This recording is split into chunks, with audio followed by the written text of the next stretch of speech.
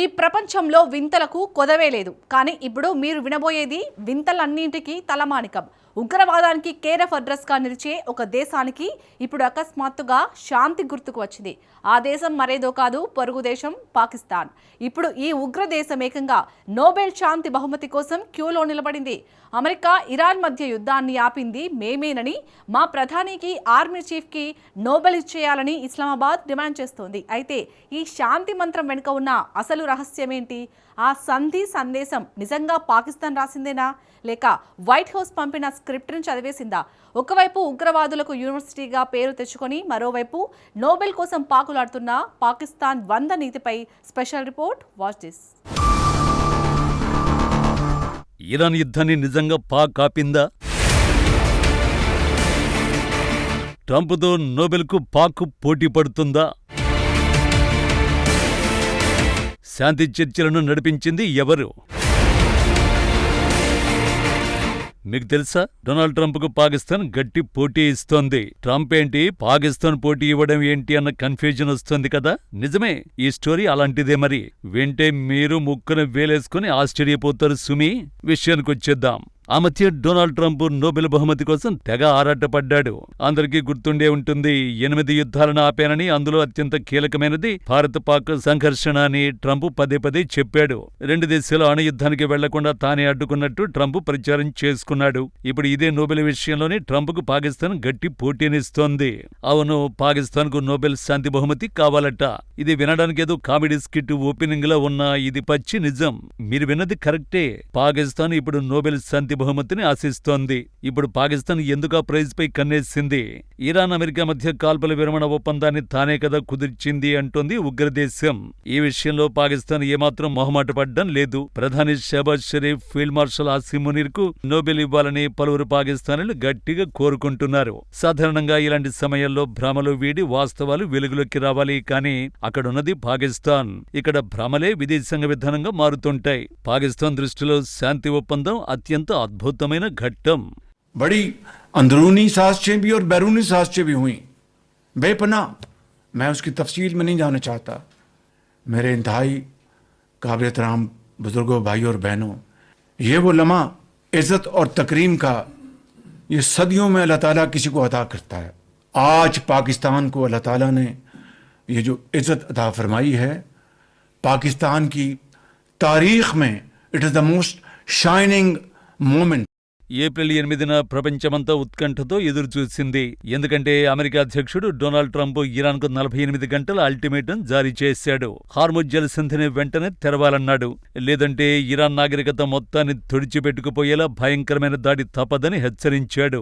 ఈ గడువు 8న తెల్లవారుజామున 5:30 గంటలకు ముగిసింది. కానీ సరిగ్గా ఈ గడువు ముగియడానికి 2 గంటల ముందే పాకిస్తాన్ ప్రధానమంత్రి షహబాజ్ షరీఫ్ ఎక్స్లో ఓ పోస్ట్ చేశారు.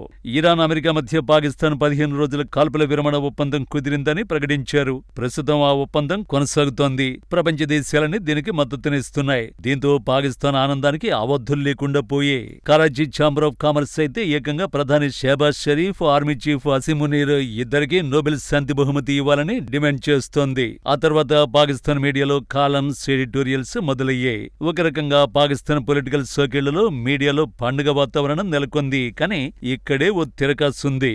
ఇస్లామాబాద్ ఎడిటోరియల్స్ చెబుతున్న దానికి, అసలు జరుగుతున్న దానికి మధ్య చాలా వ్యత్యాసం ఉంది. బహుశా పాకిస్తాన్ నోబెల్ బహుమతిని ఆశించొచ్చు. కానీ అందుతున్న నివేదికల ప్రకారం ఈ క్రెడిట్ అంతా పాకిస్తాన్ది మాత్రమే కాదు.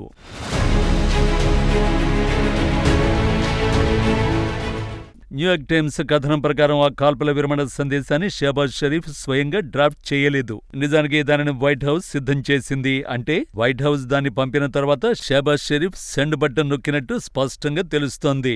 దీనికి నిదర్శనంగా సోషల్ మీడియాలో వైరల్ అయిన కొన్ని స్క్రీన్ షాట్లు నిలుస్తున్నాయి. ఆ పోస్టు ఒరిజినల్ వర్షన్లో స్పష్టంగా శాంతి ఒప్పందం పాకిస్తాన్ ప్రధానమంత్రి స్వయంగా తయారు చేసినట్టు ఎక్స్లో చూపిస్తోంది. అయితే ట్రంప్ మాత్రం కొన్ని ఆసక్తికర విషయాలను వెల్లడించారు. ఈ సంధిని అంగీకరించమని చైనా కూడా ఇరాన్పై ఒత్తిడి తెచ్చిందని వివరించారు. అంటే ట్రంప్ మాటల ప్రకారం అసలు పనిని బీజింగ్ పూర్తి చేసింది. మరి అప్పుడు పాకిస్తాన్ పాత్ర ఏంటి?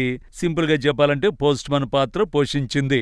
పోస్ట్ మ్యాన్ పాత్ర పోషించిన వాళ్లకు కూడా నోబెల్ బహుమతి ఇవ్వాలని అడగడం విడ్డూరం. ఒకవేళ నిజంగానే ఈ సంధిని పాకిస్తాన్ పాలకులే కుదిర్చారని అనుకుందాం. ఆ మాత్రం దానికి నోబెల్ శాంతి బహుమతి ఇవ్వాలా అంటే పాకిస్తాన్ గతాన్ని పరిశీలించవలసిన అవసరం లేదా? ఎందుకంటే ఉగ్రవాదులకు పాకిస్తాన్ యూనివర్సిటీగా మారింది. ఉగ్రవాదులకు ఆశ్రయం ఇచ్చి అండగా నిలుస్తున్న ఆ దేశం ఇప్పుడు శాంతి బహుమతిని కోరుకోవడం విచిత్రంగా అనిపిస్తుంది. పోనీ పొరుగు దేశాలతో సఖ్యతగా ఉందా అంటే అది లేదు. నిత్యం పొరుగు దేశాలతో పాక్ ఘర్షణలకు దిగుతోంది.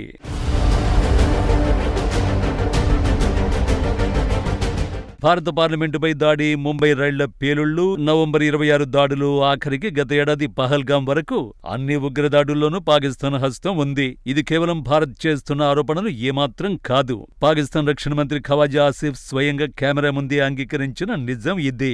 3 దశాబ్దాలుగా పాకిస్తాన్ ఉగ్రవాద గ్రూపులకు మద్దతునిస్తోందని ఆయనే స్వయంగా చెప్పుకున్నారు. ఇక 9/11 దాడుల సూత్రధారి ఒసామా బిన్ లాడెన్ సంగతి ఎలా మర్చిపోగలం? పాకిస్తాన్లోని అత్యున్నత మిలిటరీ అకాడమీ పక్కనే ఉన్న అబుటాబాద్ అతను దర్జాగా జీవిస్తూ దొరికిపోయాడు. ఇలా చెప్పుకుంటూ పోతే పాకిస్తాన్ దుర్మార్గాల జాబితా చాంతాడంతుంటుంది. ప్రపంచంలోనే అత్యంత చురుకైన ఉగ్రవాద స్పాన్సర్ దేశంగా 2008లో బ్రూకింగ్స్ ఇన్స్టిట్యూషన్ పాకిస్తాన్ గుర్తించింది. ఉగ్రవాదులకు నిధులు సమకూరుస్తున్నందుకు FATF ఆ దేశాన్ని పలుమార్లు గ్రే లిస్టులో పెట్టేసింది. అలాంటి దేశం ఇప్పుడు శాంతి బహుమతి కావాలని కోరుకుంటోంది. నిజం చెప్పాలంటే గతంలో నోబెల్ శాంతి బహుమతి కొంతమంది వివాదాస్పద వ్యక్తులకు దక్కి ఉండొచ్చు. కానీ ఆ ప్రమాణాల ప్రకారం చూసినా పాకిస్తాన్కి ఇవ్వడం అనేది ఒక వింతే అవుతుంది. అసలు విషయం ఏంటంటే ఇది నోబెల్ ప్రైజ్ కోసం చేస్తున్న ప్రయత్నం కాదు. కేవలం ప్రపంచం ముందు తమ ఇమేజ్ను మార్చుకోవడానికి చేస్తున్న తాపత్రయం.